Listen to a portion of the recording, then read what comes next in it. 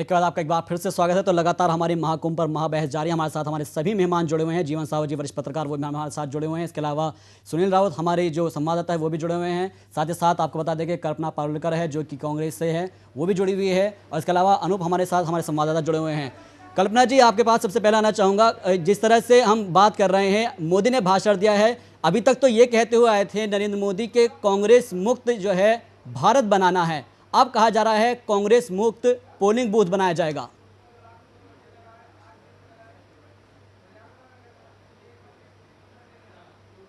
कल्पना जी, आवाज मिल पा रही है आपको हमारी?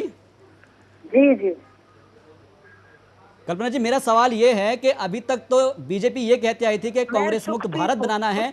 अब से नारा ये हो गया है कि कांग्रेस मुक्त पोलिंग बूथ बनाना है, यानी कि बीजेपी का पोलिंग बूथ बन जाएगा पूरा वो। हेलो, आपको आवाज मिल पा रही है? चलिए एक बार फिर से जुड़ने की कोशिश करेंगे। इस वक्त हमारे साथ सुप्रीत कौर जुड़ गई है जो कि बीजेपी नेता है। बहुत बहुत स्वागत है आपका सुप्रीत जी। जी नमस्कार जी सुप्रीत जी, आज भोपाल के जमहूरी मैदान में कार्यकर्ताओं का महाकुंभ का सम्मेलन किया गया था और लाखों की संख्या के अंदर कार्यकर्ता पहुंचे हुए हैं। और अगर बात की जाए तमाम आला नेता पहुंचे हुए हैं। क्या लगता है बीजेपी की हवा बह गई है? देखिए, बीजेपी की हवा शुरू से ही पक्ष में बह रही थी जी मध्य प्रदेश में। और आज का जो कार्यकर्ता महाकुंभ है वो इसका परिचायक है कि हमारे जो बूथ लेवल की मैनेजमेंट है वो बहुत स्ट्रांग है। जी और हर बूथ से 20-20 कार्यकर्ता आज के महाकुंभ में आए थे। और इसी प्रकार से जो एक नीचे तक की इलेक्शन की पूरी मैनेजमेंट होती है, हमारे साथ संगठन पूरी तरीके से चुनाव के लिए तैयार है। और हवा भी हमारे पक्ष में है क्योंकि हमारी सरकार ने पिछले 10 सालों में बहुत सकारात्मक काम किए हैं। और ये सारा जो श्रेय है ये हमारे मुख्यमंत्री जी को जाता है। जी, सकारात्मक तो हमने यहाँ पे देखा है, लेकिन सुप्रीत जी, अगर हम बात करें यहाँ पर, जब हमने देखा कि नरेंद्र मोदी जिस तरह से आशीर्वाद देने के लिए आडवाणी के नीचे झुके थे, तो आडवाणी का जो रवैया था शायद कुछ अलग सा था। देखिए, आप कयास लगाने मीडिया का काम है, आप अपना काम करिए, बाकी संगठन और जो नहीं, वो तो तस्वीरें बोल रही है, वो मीडिया कुछ नहीं करी, वो तस्वीरें बोल रही है वो तो। नहीं, ऐसा नहीं है। ऐसे किसी के मुंह में शब्द नहीं डाले जा सकते। और मैं ये मानती हूँ कि हमारा पूरा संगठन, पूरी पार्टी, पूरे नेता ये एकजुट होकर कांग्रेस को चुनौती दे रहे हैं, खुली चुनौती दे रहे हैं। और कांग्रेस को जो सबक सिखाने के लिए पूरी भारतीय जनता पार्टी एकजुट होकर तैयार है। बिल्कुल, भारतीय जनता पार्टी एकजुट हुई हुई है। सुप्रीत जी, हमारे जो एक संवाददाता जुड़े हुए हैं सुनील रावत जी, आपसे एक सवाल पूछना चाहते हैं। पूछिएगा सुनील जी। सुप्रीत जी, सबसे पहले तो बहुत बधाई आपको, इतना बड़ा आपने आयोजन किया, एक सफल आयोजन रहा पार्टी स्तर पर। लेकिन एक सवाल ये मेरा है कि आप इस पूरी ताकत आपने इस आयोजन को सफल बनाने में लगा दी, कहीं ना कहीं आपको प्रदेश की जनता को आपने दरकिनार कर दिया। प्रदेश में जनता, आज प्रदेश की जनता की अव्यवस्थाओं से दो चार होती रही, क्या इसका भान है आपको? नहीं, देखिए, हमने कार्यक्रम बिल्कुल बाहर के स्थान पे रखा था, शहर की। नहीं, मैं भोपाल की तो बात कर ही रहा हूँ। भोपाल तो पूरा ट्रैफिक जाम से परेशान हो ही रहा है। जबलपुर में बसें नहीं मिल रही, लोगों को 2-2 घंटे बसों का इंतजार कर रहे हैं। वहां आपने आपका ध्यान नहीं दिया शायद। देखिए, ये सारी चीजें बहुत अच्छी तरीके से मैनेज की गई, बहुत अच्छा प्रबंधन किया गया। नहीं, हमारे पास तस्वीरें हैं, लोगों की बाइट्स हैं, वो कह रहे हैं कि मतलब प्रदेश सरकार ने अपना पूरा ध्यान महाकुंभ पर लगा दिया, हमारे लिए कोई इंतजामात नहीं थे, 2-2, 3-3 घंटा बस का इंतजार करते रहे, ट्रैफिक जैम में फंसे रहे। देखिए, पिछले 10 साल तक भारतीय जनता पार्टी की सरकार ने प्रदेश की जनता के लिए काम किया है। और आगे भी ये सारी जो गतिविधि है, जो अच्छा काम है और जनता को प्रमुख रखकर जो काम किए गए हैं वो चलते रहे।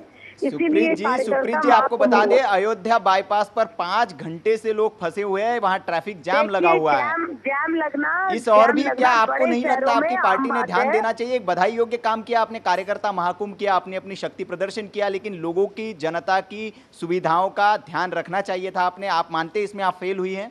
देखिए, मैं बिल्कुल नहीं मानती, क्योंकि कारण ये है कि बहुत ही अच्छी तरीके से मैनेज किया गया है। अगर मैनेज नहीं किया गया होता और तो 5 घंटे से जाम कैसे लगा है सुप्रीत जी? ऐसे स्थान पर रखा गया कार्यक्रम जहां पर लोगों को, आम जनता को बिल्कुल भी अव्यवस्था का सामना ना करना पड़े। आपका कार्यक्रम तो शहर से बाहर था, लेकिन सारी गाड़ियां जो आई है, 15-16 हजार जो बसें आई है, छोटी गाड़ियां आई है, वो उन्होंने सारा ट्रैफिक जाम किया है। नहीं, तो मैं ये चाहती हूँ कि आप मेरी थोड़ी बात सुन लीजिए। जी जी जी, और बिल्कुल। अपन आरोप प्रत्यारोपों की मतलब झड़ी ना बहाएं। जी मैं आपको बताना चाहती हूँ कि बहुत अच्छी तरीके से जो बसेस बाहर से आई हैं, जो ट्रेन से लोग आए हैं, उनके लिए, लोगों के लिए, जो हमारे कार्यकर्ता हैं उनके लिए, और जो बसेस की व्यवस्था है, उनकी पार्किंग की व्यवस्था है, वो भी बहुत चलेगा, ये भी बहुत देख ही लेंगे हम अच्छे कि ढंग कितनी से करी व्यवस्था है। आपके यहाँ से की गई थी। इस वक्त हमारे साथ लगातार कल्पना पार्लेकर भी जुड़ी हुई हैं। कल्पना जी, हम बात कर रहे थे यहाँ पर कार्यकर्ताओं की, कार्यकर्ता जो है यहाँ पर बीजेपी के कार्यकर्ता महाकुंभ हुआ है और उसके अंदर तमाम जो है लाखों की संख्या के अंदर जनता पहुंची, और जिस तरह से आपने कहा कि ये भाड़े की भीड़ है और भाड़े पर ये जिनको बुलाया गया है। लेकिन आपसे ये जानना चाहूंगा कि अब कांग्रेस ये नारा दे रही है कि जो कांग्रेस मुक्त भारत की जगह अब कह दिया है कांग्रेस मुक्त पोलिंग बूथ। हेलो, जी कल्पना जी, आवाज मिल पा रही है? हाँ, क्या कांग्रेस? अभी तक तो कहते आई थी बीजेपी की कांग्रेस मुक्त भारत, अब कह रही है कांग्रेस मुक्त पोलिंग बूथ बनाना है हमको। हाँ, तो क्या गलत कहा है? क्या गलत कहा है? अगर पोलिंग बूथ के बारे में बोला है तो क्या गलत कहा है? जी नहीं, उससे क्या फर्क पड़ता है? आप जो ये कहना चाह रहे हैं, अभी से जो आप महाकुंभ के बारे में जो बोलना चाह रहे थे, जी मेरा फोन डिस्कनेक्ट हो गया। उसके पहले जो एक ने ये कहा कि शिवराज का कद बड़ा है, जी मुझे समझ में नहीं आता शिवराज का कद कहाँ बड़ा है, बल्कि इनके हौसला बुलंद होगा करप्शन के मामले में। अभी डंपर कांड को इनको बिल्कुल क्लियर चिट नहीं मिल रही है, और उसके बाद नसरुल्लागंज में इनके साले, इनकी पत्नी, इनके रिश्तेदार ने, वहाँ के एसडीएम ने इनको 600 करोड़ का जुर्माना ठोका है।